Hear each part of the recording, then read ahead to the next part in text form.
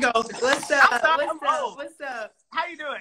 Good, how are you? I'm looking like somebody get Grandpa Trey. I am struggling today with the technology. So we getting the prayer requests in. So as your kids jump in, they can see I'm old Everest. So I got sophomore year.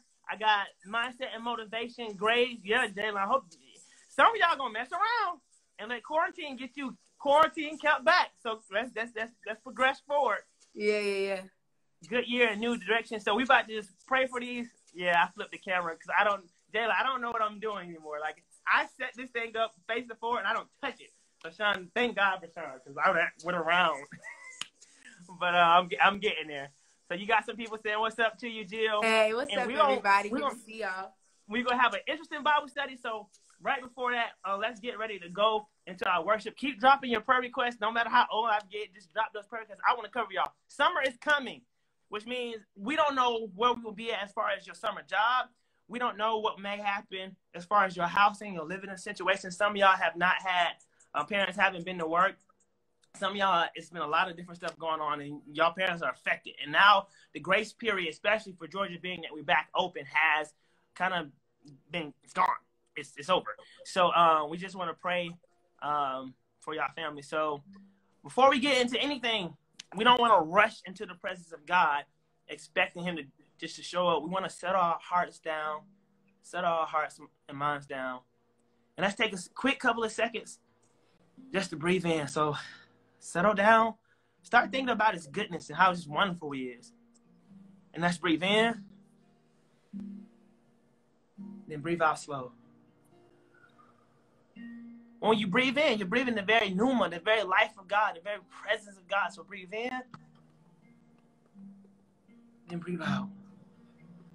Breathe out all those frustrations, that anxiety, that depression. Breathe that stuff out. Breathe in. And breathe out.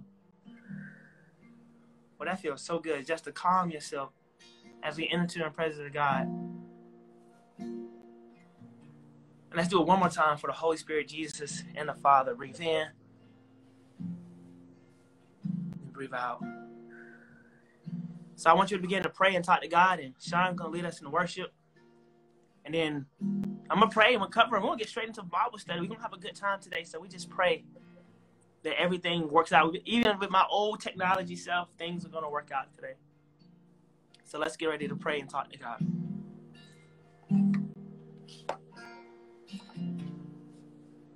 Yeah, Lord, you're worthy, Lord, you're worthy, Lord. So awesome, Lord, so awesome, Lord. We give you glory, Lord. Yes, we do, Lord. You're awesome, God, you're awesome, God. You're holy, you're matchless, you're wonderful, so awesome. You reign over us, Lord. And we give you glory, Lord. Yeah. Song says, Waymaker, miracle worker, promise keeper, light in the darkness, my God, that is who you are. Yeah, Lord. Waymaker, miracle worker, promise keeper, light in the darkness, my God, that is who you are. You are here, turning lives around. I worship you, I worship you. You are here, mending every heart. I worship you, I worship you. You are a waymaker, miracle worker, promise keeper, light in the darkness, my God, that is who you are. Yeah. Waymaker, miracle worker, promise keeper, light in the darkness, darkness, my God, that is who you are. You are here, turning lives around. We worship you, yes we do. We worship you.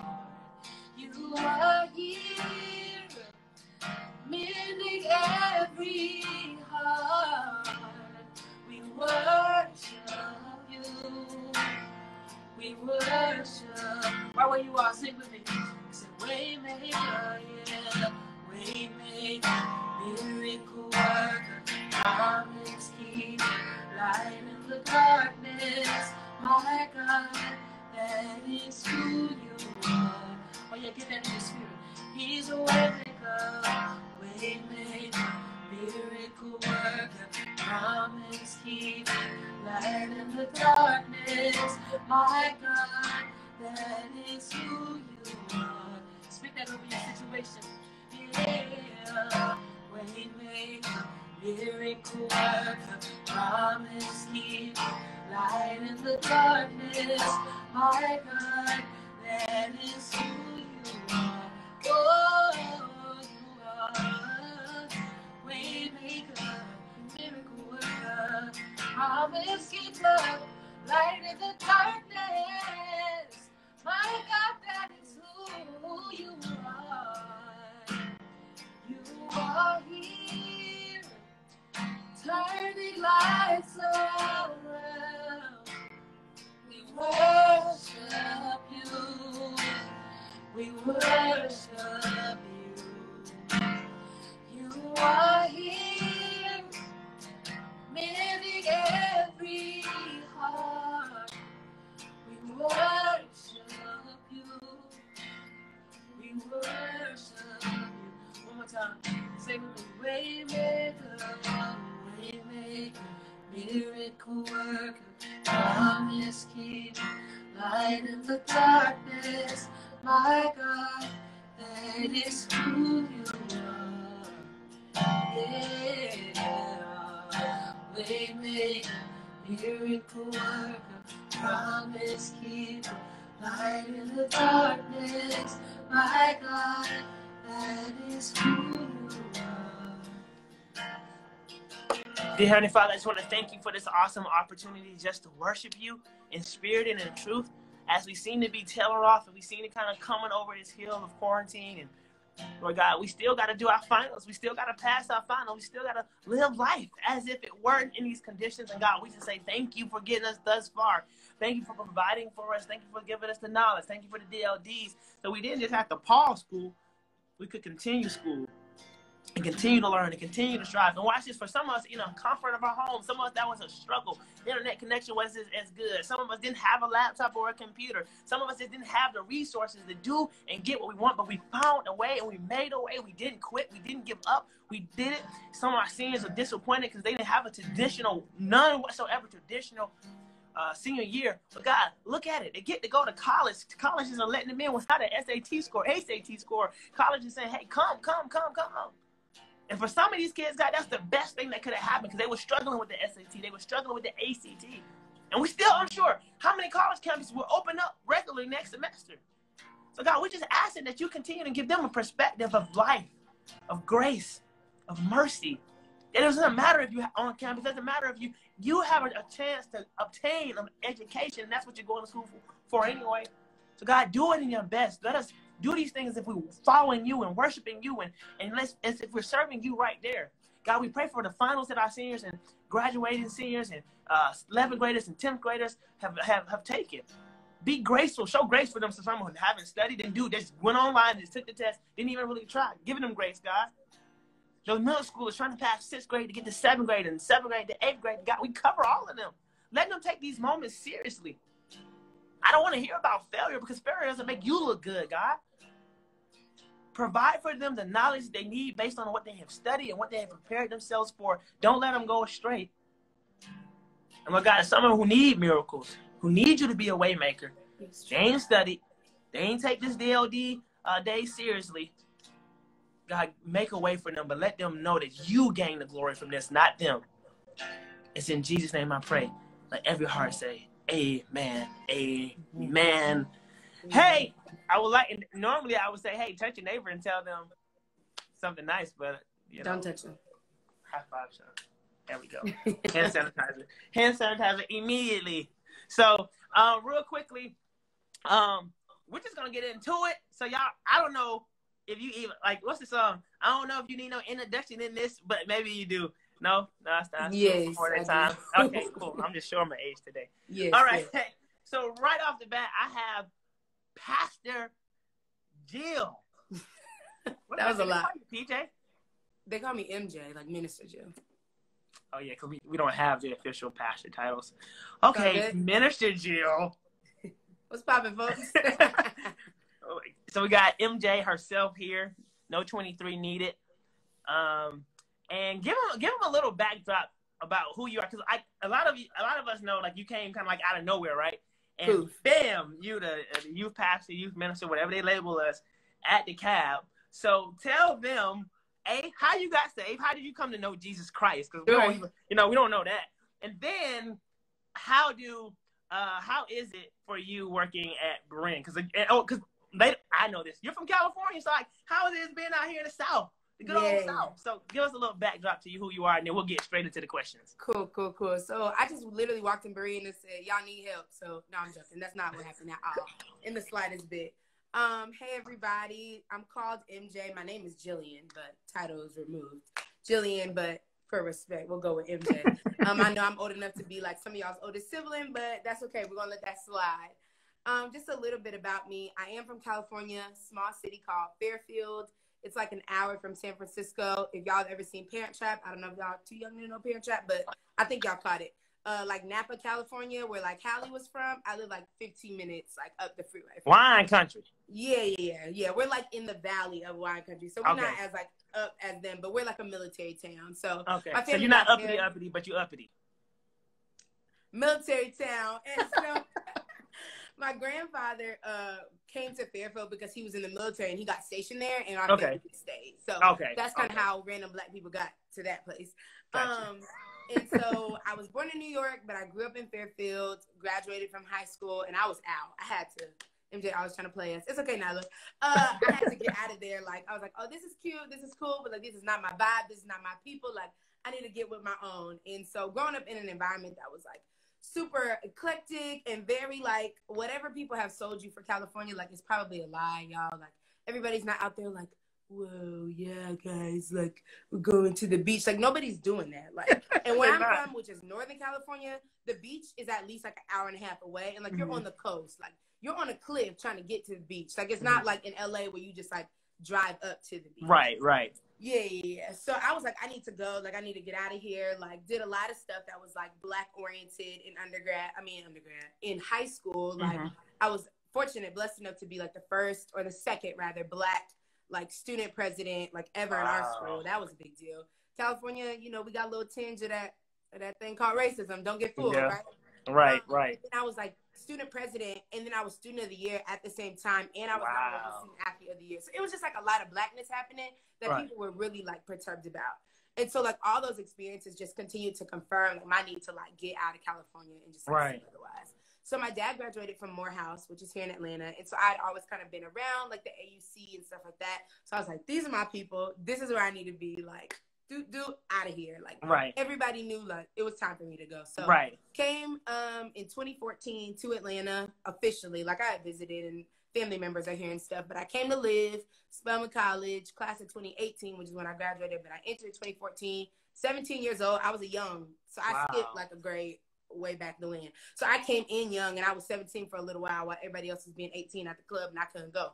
But it's cool. And so I did that 4 years, majored in political science, minored in Spanish. I was able to go across the world. I studied abroad for a semester. I lived in Argentina for half a year. That was amazing. Wow. Yeah. So then got to senior year, and I had always been wrestling with this thing called, like, your call, right, to ministry. Pastor's kid, I am. Love being a pastor's kid. I didn't have that really kind of scarring experience, thank God. But I had always knew that I had a call in my life. I feel like that would have been the case regardless of who my parents were. Right. but I had, you know, I was a praise and worship leader. Like I was, you know, like helping like student youth leader, like youth council president, you know, that stuff.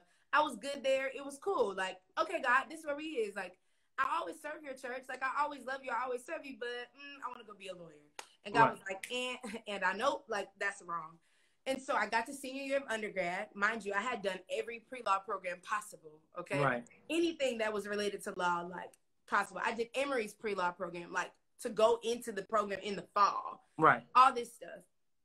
And so around, like, maybe, like, October-ish senior year, of course, you're supposed to get your plans together. Everybody trying to, like, figure out what they're doing. And I'm like, okay, so I'm going to apply for this JD. Like, I want to go to law school. This is what I plan my life for. My resume looks like a lawyer, right?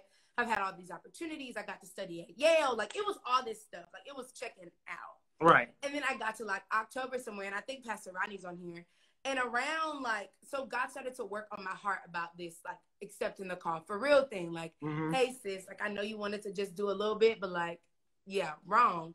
And so it literally just started, like, impressing upon my heart more and more and more. And all of a sudden, I just started seeing, like, seminary places and, like, this and, like, da-da-da, and, like, come to our school. And it was literally random stuff. And I hate to be super, like, mystical, but it was low-key like that. Like, all of a sudden, it's like when you see red boots that you've never seen before, and then all of a sudden you see red boots all the time. Same thing with cars. You see a car you like? Literally. Yeah. Oh, that's my car. And then now you see it everywhere. Literally what happened. So it took me some months to, like, get that together. Meanwhile, I'm still going through whatever. But I'm like, I'm going to apply for this JD, like, LSAT, whole thing. Like, I'm still, like, with my plan. But, like, okay, God, your plan, okay. But I don't want to disrespect you, so I'll keep it, like, in my pocket or whatever. So I get to, like, December, January, and literally on a random day, like, God had really been working on me, like, breaking me down about this thing. Like, I'm crying at this point. Like, I am, like, completely, like, unnerved because God is not letting this thing go. And this is the gag. This had been my experience my whole life. Like, there was a point, like, mid-high school that if you even mentioned a call to ministry, I would burst into tears because I was so burdened by it, right? For multiple reasons, but short version of today. So I texted Pastor Rodney and Ms. Janicia one day, and I was like, I feel compelled to answer my call to ministry, and I need 2 letters of recommendation for this Camlin application, and it's due tomorrow. Right. Love them so much. In their kindness and graciousness, they were just like, yeah, we was waiting on you to get ready. Here you go.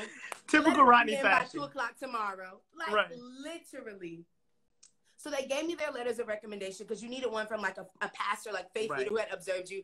So I skipped a little bit. Came to Berean in 2014. Dr. Lee's a close friend of my father's. So I've known Dr. Lee since I was little. Same. Story. Him and Pastor Kevin actually saved me one time when I was a kid. I was locked in a room, random at this conference we were all at, and, like, they happened to walk by, and I was banging on the door, and they let me out. But nobody knew where I was. Like, I was lost for, like, 20 minutes. I was, like, 7.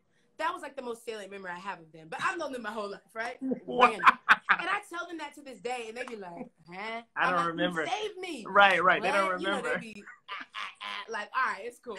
They think, That's crazy. So I came in 2014, like, parent recommendation, like, this is where you need to go. This is your covering. Like, you're going to be all right there. I'm like, okay, whatever. So started getting involved in college ministry, all that stuff. Okay, let's go back to senior year, right? So that's how I met Pastor Rodney and everybody. I just got more and more involved over the years with college ministry and stuff like that. And then young adult ministry, like, towards the end of my senior year. So, towards the end of my senior year in undergrad. Okay, cool. Thanks, Z. So, I know. This is a very long story. So God was working on me, whatever it could be. They gave me the letters of recommendation. I was out of town, and I was literally filling out the application for Camlin, which is the school that I go to now for grad school. Emory. The day before it was due. Because I was so reluctant, and I was like, I don't even know if I'm supposed to be doing this. So I told myself I would apply Emory JD and Emory MDiv, right? Literally applied. A month later, February, I'll never forget the day, I got the call that I got into Camlin, right? Got into Camlin, got a full scholarship. Wow. God had to, like, make me go because because you wasn't gonna go. It was enough. Wow. So, but mind you, this JD application is still in the balance. Pending. Mind you, I got into the pre-law program. It's like, you a shoo-in at this point. Can't wait to see you in the fall. Literally, can't tell you what happened. I got a call a month later that I did not get into the JD program. I got denied. Not only did I get denied from the JD program, but I had to let Camlin know if I was going before I even heard back from JD. Wow. When I say God had to push me, he knows what's best. So that happens, accepts call, whatever. Best decision ever. And now you're First year comes around, like, spring semester, first year of this graduate program, Dr. Lee passed around to give me a call on some random day. It was over Christmas break. I was in California. They're like, yeah, we want to have a conversation when you get back. God has really impressed this on my heart. And boo. I'm like, first it was weird to like Curran B. Lee popping up on my phone. Right. Well, Dr. Lee, what'd I do? Right. And then all this happened. So here I am. That was such a long story, y'all. But the details are important because that is to. Because a lot of people need to hear that because that happened to me. Same thing, different kind of situation. I don't know what God has not blessed me with a scholarship yet, but hey, I think it's God coming. It's coming. Come on, miracle. Hey, that doctor degree. Come on. Hey, let me stop. All right, so let's get into it before we Instagram kick us off, right? All right, so as this week in Bible study, this Sunday when I was preaching, I was talking about the woman who came and washed her feet on Jesus, and I there's some stuff in the text that I've never seen. Yeah, I was reading about that today. Yeah, there we go. Here we go. And I noticed in the text that she was kissing his feet. I never paid attention to that. But she was also crying, of course. How hard do you have to be crying to wash somebody's feet with their their hair, right? And I'm like, man, to wash somebody's feet, and we know they had on like flip flops like this, like I got on, the thong kind. Jesus like sandals, period. So your feet are exposed and dirty. But it was not necessarily, the focal point was not necessarily her actions, even though that's a whole sermon in itself, was the fact that how undervalued she was as a human being. And so like as a woman in ministry, let's go here. How do you, because like it's a man's world, like especially in Black church, it's a man's world. Yes. How do you deal with being undervalued, in church, possibly in your family, and then you got kids out there who need to know that dynamic. So how do you deal with being undervalued? And then spiritual, some spiritual stuff. Yeah, I'm not even gonna lie. Like being undervalued is a very difficult thing to deal with, especially as a person in any profile of anything that you're going through, right? Like being a person who, in my case, is like a woman in ministry, which is a male-dominated field, as many fields are, right? Right. That was a very difficult thing for me to deal with, mainly because, yes, I felt undervalued, but I mainly felt underestimated. Does that make sense? Break it down. So undervalued is like not being able, the definition is like failure to realize value in something, failure to realize importance. But to be underestimated means you know that I'm important, but just not important enough. Does that make sense? Yeesh. So undervalued is I may not even be able to see that you're valuable. Underestimated is, I see that you got something, but I don't think it's good enough for me. Right? Wow. And so I felt very underestimated as a woman in ministry altogether. And this is not something to Berean, because they have overwhelmingly welcomed me. Hallelujah. And they called you. Right. In a space that gave me that nurturing that other people in churches would have maybe chewed me up and spit me out. Right. But that underestimation piece is almost even more, because underestimation doesn't even give you an opportunity to prove yourself. It makes a decision for you before you even get to show what you have to show for it. Wow. Right. And so it was really difficult to try to walk through and walk in this thing of being a woman in ministry, not only being a woman in ministry, but I'm a woman coming after my father, who is very well respected among preachers in ministry. Right? So not only is he like this important person, but then I'm not the son successor. I'm the daughter.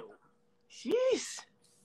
That's a whole bunch of other stuff. Right. And so what I had to first do is I had to make sure that I understood my value in general. Right? And honestly, full transparency, let's go here. Like I was going through life circumstances that was otherwise challenging my concept of value anyway. Right. So God was really making me work through this thing of feeling valuable, because there was a whole bunch of stuff that I felt like in a lot of places I was not being valued. Right. And it was easy for me to like get in my feelings. I'm like, y'all don't value me and blah, blah. And like, I definitely understand the weight of that. But I had to get to a place where I was like, regardless of what you say or don't say to me, I'm going to let my work show for itself. Let's do that. Right. I'm going to realize that my value starts with God, and I can't look for it in people because we're fickle. Right. We're right. We're not going to be able to always validate people and validate, whatever. And I also had to create space for myself to make myself be validated. Right? How did you do that though? Because you're at a point of, now I don't want to say arrive because we're always working, right? No. You're at a point now.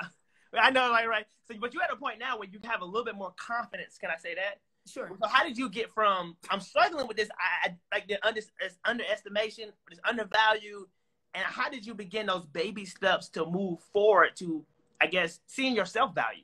Yeah. So the first thing I think practically, in no particular order, perspective is super important, right? Wow, so break it down. I was even saying, we've talked about this before, I think privately, like I was comparing my year 1 to your year 8. Yeah. straight up. Like, why are my kids doing this? And why don't I understand what you know what I mean? That's how Right. it's on in my head, right? Right. It's all of this stuff. And so perspective is important because it's like, yo, Jill, I know you're a person who like strives for excellence. Like, I know you feel like there's a lot on you, whatever the case may be. But like, Trey's been doing this. You know what I mean? I just use you as an example, right? Yeah. You can't expect that you're going to all of a sudden arrive to all this stuff, you know what I mean, straight off the bat, when he has had success and trials, success and trials, success and trials. failures. You probably say more trial than success, right? Right. So you got to put perspective in and allow yourself to level the playing field about where you attribute and establish value, right? Yeah. So I had to get perspective. I hate to be churchy, but here we are, ministers of the gospel. I had to get in my word, and I had to figure out, what did the Lord say about me? Okay. Because for every moment that I felt like somebody was or wasn't saying something to me or about me as, validating my value, I had to figure out what God said, right? So Psalm 27 talks about waiting on the Lord, right? Go ahead, break it down for us. Say it again.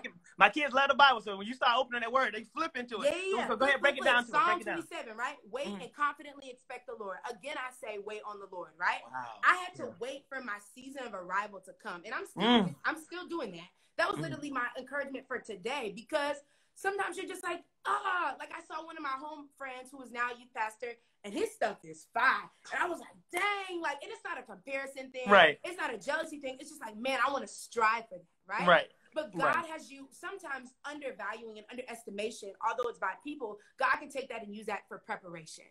And God has told me on multiple occasions, yo, I'm pruning you. I'm preparing you. I need you to get some things now so that when it's time for you to be released, that you don't mess it up later. Right? And so being able to take that perspective and use the word to kind of rear me in the right way that I should think about this thing is super helpful, right? Okay. When we talk about the buzz phrase of like, I'm fearfully and wonderfully made, like all that stuff, right? But there's a verse in Matthew that talks about how we are more valuable than the sparrows, right? Yes. And not to say that God considers us as more than his animals, because we're all creation, but it's alluding to an Old Testament text that talks about how if I'm taking care of the sparrow, how much more will I take care of you? So he's saying, if I care about my animal creations, why wouldn't I care about what you have to present, what purpose I have to release in you and in your life? And so if we begin to think about those verses that talk about value and how God sees us and how we are able to be able to fulfill what God has for us, regardless of what other people have to say or don't, I think hopefully that can start to arise in us and make us more confident, so that regardless of what you say or do, I know where my help comes from. I know where my value is. I know how God considers me. And I won't let somebody who's ill-informed, who might not even be called to see my value, right? Because everybody is not called to see your value, because if they saw it, they'd snatch it and they'd take it from you. Wow. Right? Wow. Everybody's not called to recognize your gifts. They're not called to recognize what you have to offer, because they're like predators looking for prey, and they will choke it out like a weed will choke out a flower. Go ahead. Right? So sometimes God is protecting us, even though it feels like undervaluing, it feels like underrepresentation, it feels like underestimation, but God is saying, no, I need to keep some people away from you. I need to keep some things from around you, either because I need to grow you up to be able to handle it, or they don't need to be in your space altogether because they're going to try to snatch it from you. Right. Does that make sense? Yeah, yes. Okay, cool. Yes. Amen. So like, okay, like, if so first of all, it was like the perception, right? Like how I see things and how I see myself really kind of determines. And you said, I think something that was critical. You said it was really the word that kind of steered you that way. So if you have a kid right now that's listening to us have this conversation, but they saying, hey, okay, I get you. I read the Bible. I'm trying, and I still and like, it's like as soon as I read the Bible, a situation happened within my family and rips it away. Or my homegirl who not right, or we know how we compare, and then but she gets a new suitor or a new boyfriend or whatever, same vice versa. So like, what do you say to that person? I've been trying, but I'm not seeing the fruit. I'm waiting, but nothing's popping.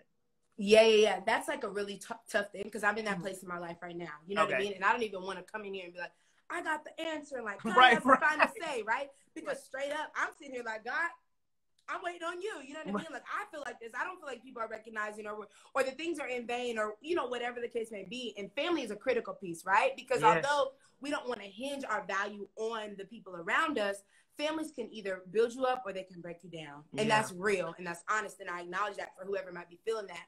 This is what I'll say. I think that it's definitely something to pray about, right? But I think that when you focus on what God has intended for you to do, what God has called you to do, and absolutely pray and discern and try things, right? Like, people don't like to talk about multitasking. So maybe don't do it all at the same time, but try different things and figure out what sticks, right? Right. My social justice advisor in undergrad brought it to me this way. Whatever you get upset about, whatever you find problematic is probably a passion for you. Right. What's a problem is a passion, right? And start to pay attention to those things that get you riled up. And those are the things that you can start to pour yourself into. And eventually, as you continue to work and as you continue to walk in that space, again, your work will show for itself. Mm-hmm. Also, don't underestimate having a conversation. I know everybody can't talk to their family members. If you need mediators, right? Like, we're leaders here to help you, Yes. to support you, right? But if you can have that conversation, if you can get the courage of God to have that conversation with your family members, it's really difficult for people to give what they don't have. Right. And sometimes people can't pour into you and see your value because they don't see it themselves. Nobody told them that they were valuable. Nobody told them that they were loved, right? Right. So that conversation helps facilitate that. But furthermore, the conversation helps you articulate your needs. Mm-hmm. This is what I need from you. I need to be affirmed in this way. I need Right. my parents to believe in me. When I come with a new idea, don't shrink it down. I need you to lift it up, right? And you begin to create space for y'all to have those good and meaningful conversations that can teach people how to treat you, right? Teaching people how to treat you. And that's super important because it's unfortunate, and I don't say this to explain it away, but sometimes people just don't know how. They don't know what to do. And I feel like there's value in being able to build that together, especially as a family. And being able to root that in God and root that in community and allowing each other to be built up all together with that. Right.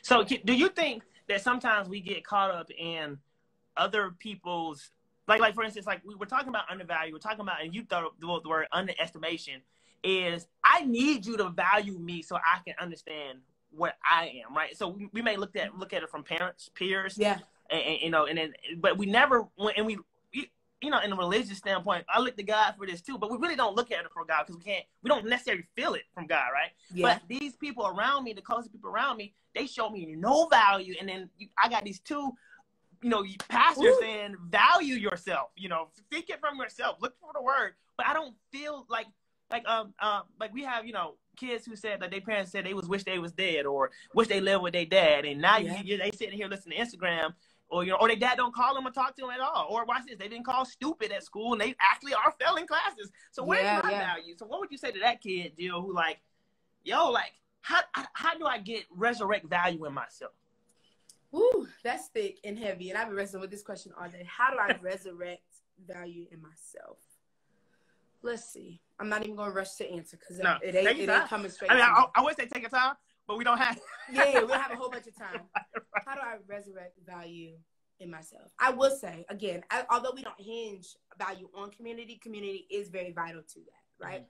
And so being around people and being in environments that nurture value that you can't otherwise see in yourself is super critical. So if that is a church community, if that is a sports team, if it is the people who are closest to you, right? Like, that's really important. And being able to get to a place where you can learn and listen to the people in your life. If you have people, if you have nobody else, you have Minister Trey who are telling you, hey, this person is for you. Hey, this person is not, right? We all have friends, but I told young adults last night on Young Adult Bible Study, Jesus had his disciples, but then he had Peter, James, and John, right? I got my people, and then I got my people who are closest to me, because everybody can't be a part of that community because everybody's not equipped to pour into me and establish that value that I otherwise don't see. Right. So look around. Let's be practical. Look around for your friends. See what they're doing. Do they value themselves? Right. Do they consider themselves as important? Are they just expecting any old thing that just comes around to just be fruitful? Are they letting any old body into their space? Are they just dating the knucklehead who just says that they like him, right? Are they dating any old girl who's just willing to come with them after the football game? Like, what are the people around me producing? Right. And are those people that can otherwise give me something that I need? Because again, back to the point about family, people can't give you what they don't first have. It's really difficult to do that. And so I would say practically, just look in your community and see who's around and who is producing anything close to what looks like would be good. Y'all know good fruit from not good fruit. Right. You straight up do. If every time you get with this person, y'all in trouble, bad fruit. Yes. Right? If you talk to this person about your issues, but if they talk to you about your issues, their issues, and you can't talk to them about yours, like bad fruit. If every time something comes up, they're always leaving you to deal with the problem, or you have the solution, or whatever it may be, bad fruit. Like, honestly, this is loose, right? Don't take this too critically, or too literally. But you can't be the best in every group you're in. Yes, you should be. If that's the case, you shouldn't be. If that's the case, then there's nowhere for you to go, and there's nowhere for you to grow, and you'll only become as good as the worst person's best. That's horrible, right? I'll say it again if we miss it. If you're the best of your environment, with no prospect of any other people, mentors, or anybody above you, you will only be as good as your worst person's best. Yes. Which might be your worst. Right. Right? Right. And so it's important to think about the people that are around us that might be able to empower us and encourage us and restore and even plant in things like value that we otherwise don't have. Oh, I got a question for you. So I'm just like I'm seeing people comment and like you dropping knowledge, but my brain is like racing. Okay, let's do it. What would you say to the people? It's some, because like we got some people who don't know value and they trying to figure it out, and we're helping them with that part right there, right? But there's some people on here. I know my value, and I've lost it. Like I you know, people. I was on a praise team and people were singing my praises. Now they don't say anything. Or I was. You know, with my parents, I had straight A's, and I still have straight A's. And they used to say congratulations. Now they say good. Like, but it's not like a good. It's like and. So what do you say about those people who are like, yo, I have value, but I don't feel like my community, like no one, like I don't feel that nobody recognizes my value, and I want them to recognize. Yeah, I'll give you two things of that. One example, again, I told you I used to be a praise and worship leader, right? That was my thing. I was good with that. I knew what to do. Had practice in it. So I go from a place that I was very comfortable in to preaching a place I was very uncomfortable in, right? Regardless of whatever potential people said that they saw in me, I was not rehearsed in that yet, right? So I go from a place that I'm very versed in, that I'm getting a lot of praise for, right? And not that it was about me, but it was just like, you blessed me and woo, to a place like, hey, let's work on this. Hey, let's do this better, whatever it is. And that shift is really big. Let me make it plain to you guys. You are an 8th grader and you top dog at the school, then you go to high school and you're 9th grade.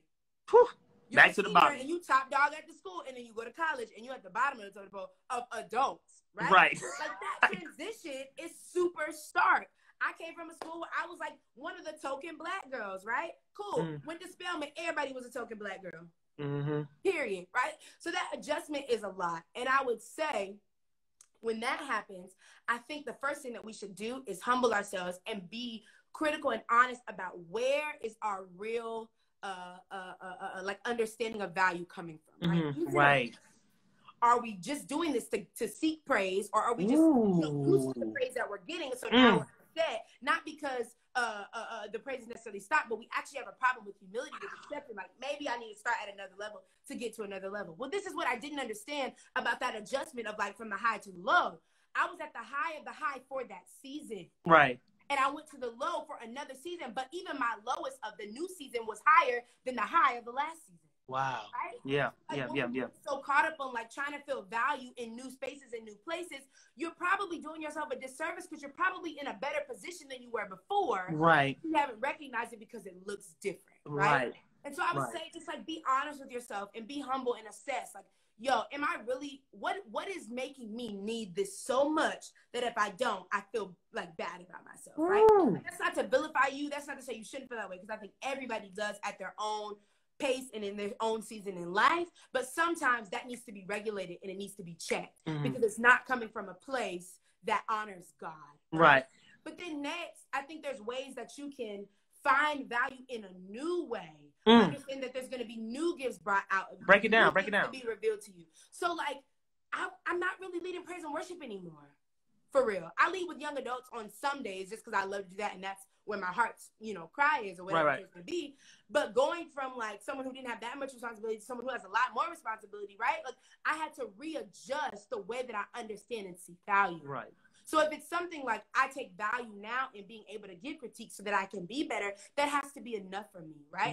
And I have to be willing to adjust to the fact that that looks differently. Right. But I'd only be able to accept that if I was trying to find constant ways to pour back, get myself like poured into, whether that's listening to the word, whether that's being in church, whether that's self-care, right? We use that word a lot. Whether that's finding activities that I like, reinventing the way that I understand and know myself so that I'm full enough to be able to get into this space regardless of if I feel valued or not. Right. I think when you were saying that, something just like popped in my brain is don't get used to success being one way. Yes. Right? Yes. So I think a lot of times we look at it and say, I was successful at this for so long. Oh my God. I'm not successful as far as how I'm deemed successful anymore. And I think another thing you said is that kind of stood out to me is, where's your heart? What's the root? Because if you're looking for praise from a man, it will waver on you. And I think one of my kids heard somebody say this after I preached, and they said, somebody said, "Man, really good sermon. Oh my God, you should start your own church." And they was hyping me up, and my face the whole time was like this. And they said all that stuff, and you don't. I said, man, I take that with a grain of salt.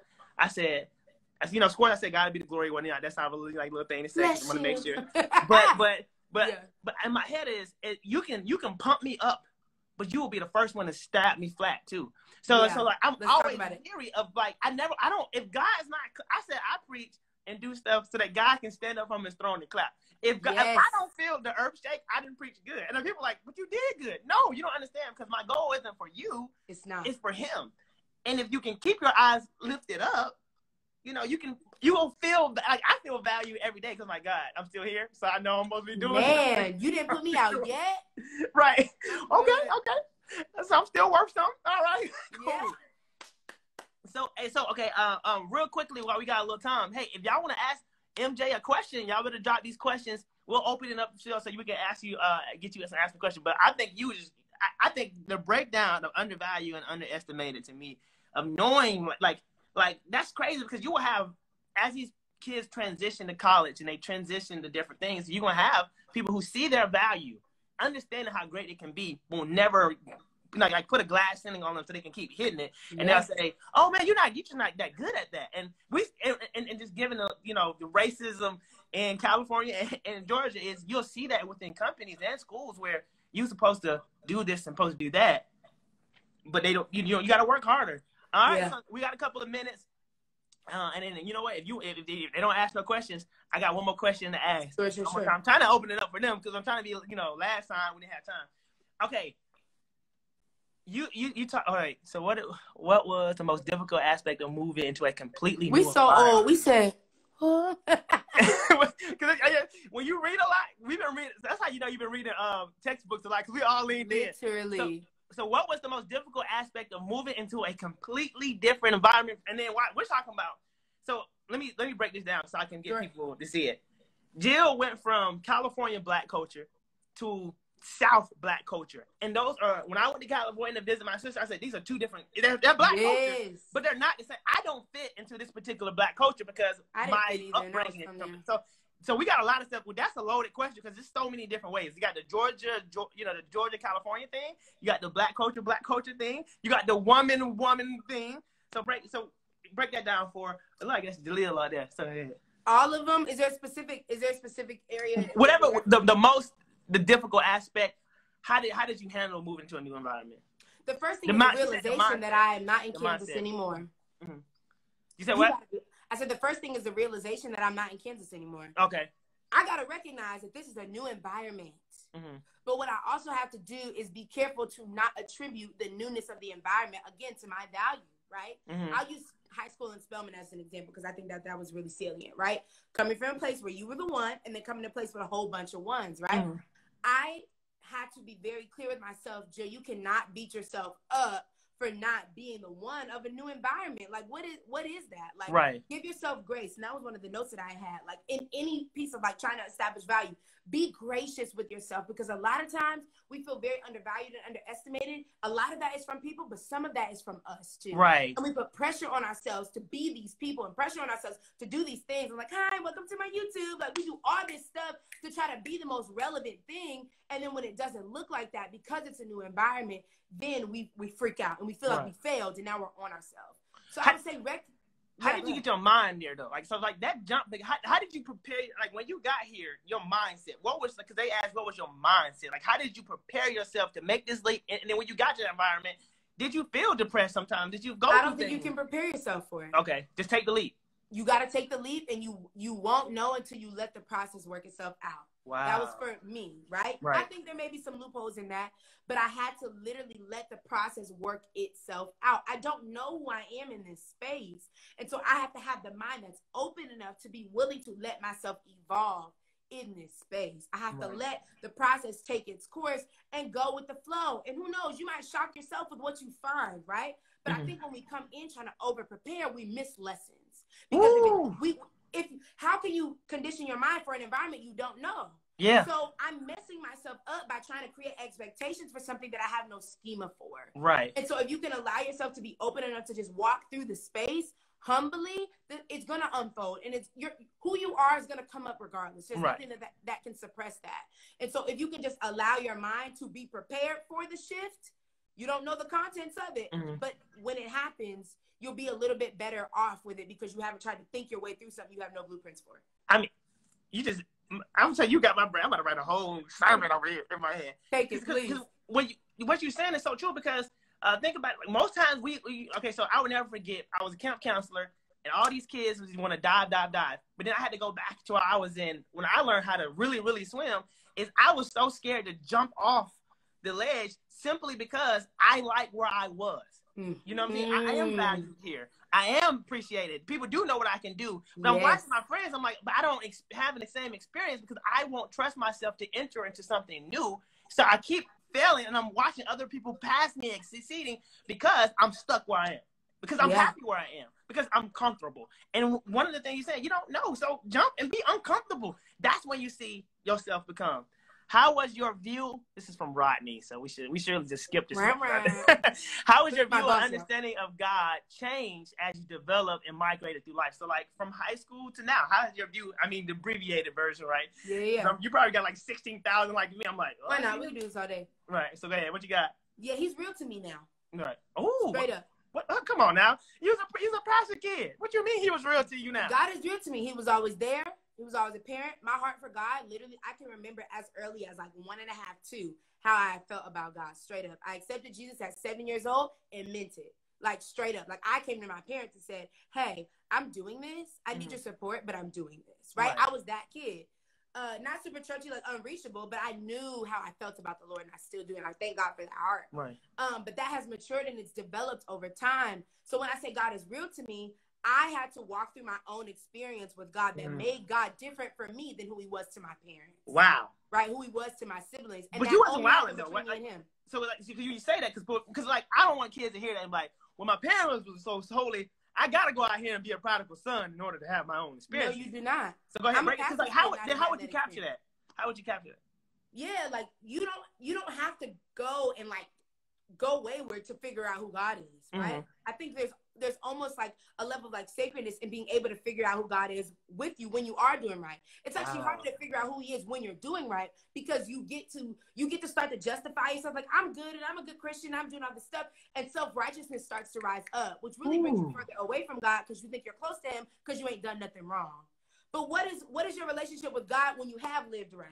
Like, what is your relationship with God when you have done the straight and narrow, the right thing, when your friends are doing this, but you're not, right? Like, what is the true essence of that? Because it can get real cookie cutter real quick because you attribute your relationship with God to your deeds. Right. Like the Pharisees. Like, people, I feel like a lot of Christians have Pharisees type relationships. Absolutely. They got a book and list of stuff they do. They say they calculate all their sins. And I'm looking at them like, bro, like, but you don't treat people nice. You have an attitude. You talk behind people behind their back. You're doing all this stuff, but because you ain't having sex, because you ain't, you smoking and drinking. Or what? Smoking and drinking, or you been with the same boyfriend, even though y'all fornicating. That's you feel right about it. Like it's stuff like I'm like, yo, like sin is you wrong when you wrong. Like you can't justify your own righteousness. Yeah. Right? Yeah. Wow. And you start becoming the judge of your own life, right? Yes. Well, that's you become God, right? Yeah. Don't do that. Wow. Yeah. Shoot, now we need to go. Y'all, we should do a whole switch for 1 month just to see how that. Yeah. I mean, we come back next Tuesday for the cat Bible study. No, straight up, I don't. That's cool. You know, we don't care. We get down. All right, last question because I think we got like 5 minutes. Because I want to feed off that question a little bit more and look at it like this: do you think a person can truly live? Is it appropriate for a person to stay in a situation where they undervalue and underestimated? Because sometimes that can mean God is trying to grow you. So how do you recognize, is this a situation where God is growing me, or is this a situation I'm supposed to get out of? Yeah. So this is the way that I try to conceptualize this.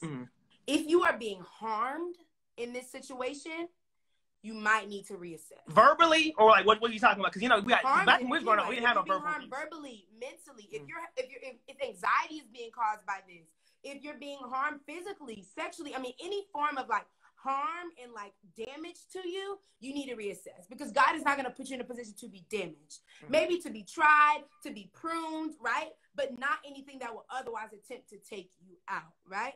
But that's why prayer and discernment is important, because it's sometimes hard to tell the difference, right? And so it's really kind of difficult to do, but I feel like you would know, I pray that you would know the difference between like pruning and like harm, right? Like when people are trying to straight up like kill you, you know what I mean? When people are literally spitting on your name and they're slandering you, whatever the case may be, it's worth reassessment at any point. Yes. You constantly should be reassessing regardless of your valuing or unvaluing process, because God needs to be in the midst of that, and that reassessment does that, right? So you discern and you ask God, what is this? But don't let people, you know what I mean, like mistreat you, right? And like that deserves reassessment regardless. Know your worth and your value enough, or love yourself enough to be able to be like, hey, like this is going too far. Right.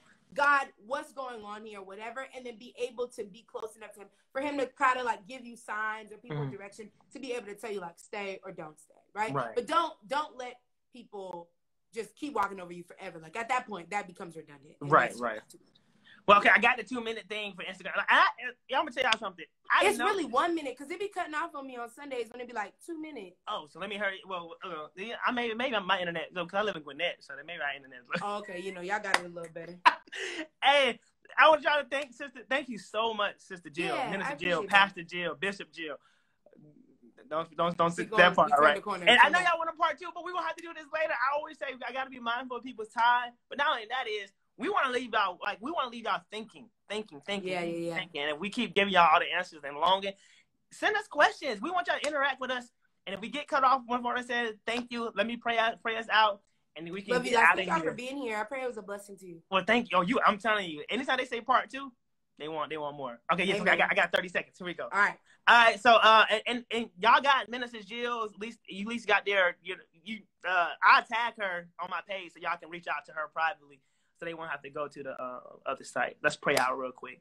Hey, dear Heavenly Father, I just want to thank you for Minister Jill coming and dropping knowledge and wisdom on us. I mean, just educating us for the different stuff. How to, even as a woman in the ministry, how she deals with undervalued and being underestimated, and then even what that means for our kids. Because I know a lot of them feel that way because they are undervalued. They feel depression, they feel anxiety, they feel just the hurt and the pain because they feel a certain way. God, give them the strength to continue and endure, and allow them to continue to reach out to us so we can help be that community that gives them positive reinforcement. It's in Jesus' name I pray. Amen. Hey, thank you so much. Drink water, wash your hands, wear a mask.